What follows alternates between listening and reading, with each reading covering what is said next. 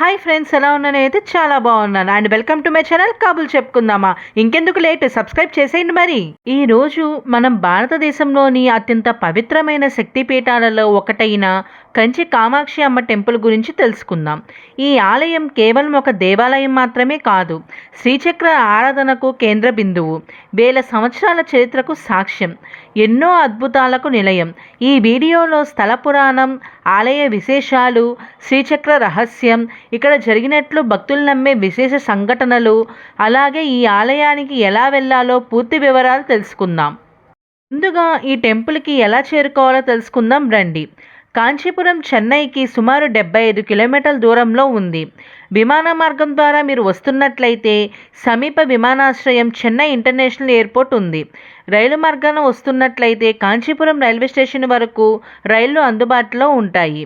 లేదా రోడ్డు మార్గాన మీరు వస్తున్నట్లయితే మీరు చెన్నై నుండి కానీ, బేలూరు నుండి కానీ, తిరుపతి నుండి కానీ ఇలా తదితర ప్రాంతాల నుంచి తరచూ బస్సులు మరియు ట్యాక్సీలు లభిస్తూనే ఉంటాయి. ఆలయ స్థల పురాణం తెలుసుకుందాం రండి. కాంచీపురం ఒకప్పుడు కామకోటి పీఠం, శక్తి ఆరాధనకు ముఖ్య కేంద్రంగా ప్రసిద్ధి చెందింది. పురాణ సాంప్రదాయం ప్రకారం బండాసురుడు అనే రాక్షసుణ్ణి సంహరించడానికి దేవతల ప్రార్థనతో ఆదిపరాశక్తి లలితా త్రిపుర సుందరి రూపంలో అవతరించింది. ఆమె కాంచీపురంలో వెలసి భక్తులకు అనుగ్రహం అందించిందని విశ్వాసం.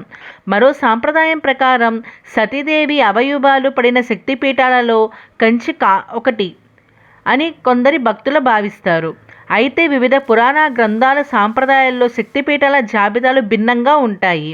కామాక్షి అమ్మవారి పేరులోనే ప్రత్యేక అర్థం ఉంది. కామ అంటే కోరికలు, సంకల్పాలు అని అర్థం.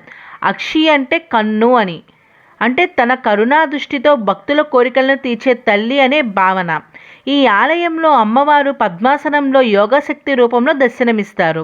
సాధారణంగా అమ్మవారి ఆలయాల్లో కనిపించే ఉగ్ర రూపానికి భిన్నంగా ఇక్కడ శాంత స్వరూపాన్ని ప్రధానంగా ఆరాధిస్తారు.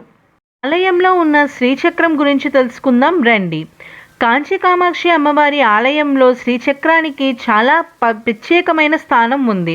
సాంప్రదాయం ప్రకారం ఆదిశంకరాచార్యులు కామాక్షి అమ్మవారి ఉగ్రరూపాన్ని శాంతింపజేసి భక్తులకు అనుగ్రహ రూపంగా ఉండేందుకు శ్రీచక్రాన్ని ప్రతిష్ఠించాలని విశ్వాసం. ఈ శ్రీచక్రం శ్రీ విద్యా ఉపాసనకు కేంద్రంగా భావిస్తారు. ఇందులోని బిందువు అంటే మధ్య భాగం పరాశక్తి స్వరూపమైన కామాక్షి అమ్మవారిని సూచిస్తుందిట. శ్రీచక్రంలో 9 ఆవరణాలు ఉంటాయి. ఇవి శక్తితత్వంలోని వివిధ స్థాయిలను సూచిస్తాయని శ్రీ విద్యా సాంప్రదాయం చెబుతుంది. ఆలయంలో అమ్మవారి దర్శనంతో పాటు శ్రీ చక్ర దర్శనం కూడా చాలా పవిత్రంగా భావించే భక్తులు ఉన్నారు. ముఖ్యంగా శ్రీ విద్యా పూజలు, నవావరణ పూజలు ఈ సాంప్రదాయంతో సంబంధం కలిగి ఉంటాయి. అమ్మవారిని శ్రీచక్రాన్ని దర్శించడం వల్ల భక్తుల కోరికలు నెరవేరుతాయని, ముఖ్యంగా వివాహం, సంతానం, కుటుంబ శాంతి, ఆధ్యాత్మిక అభివృద్ధి వంటి కోరికలకు అమ్మవారి కృప లభిస్తుందని చాలామంది నమ్ముతూ ఉంటారు. అంతేకాకుండా ఆధ్యాత్మిక శక్తి లభిస్తుందని ఇంకా బాగా నమ్ముతారు. కంచి కామాక్షి అమ్మవారి గురించి తెలుసుకున్న విశేషాలు మీకు ఎంతగానో నచ్చాయని అనుకుంటున్నాను. ఇలాంటి మరిన్ని వీడియోస్ కోసం మన ఛానల్ లైక్ చేసి, షేర్ చేసి, సబ్స్క్రైబ్ చేసేయండి. ఉంటాను మరి, బాయ్.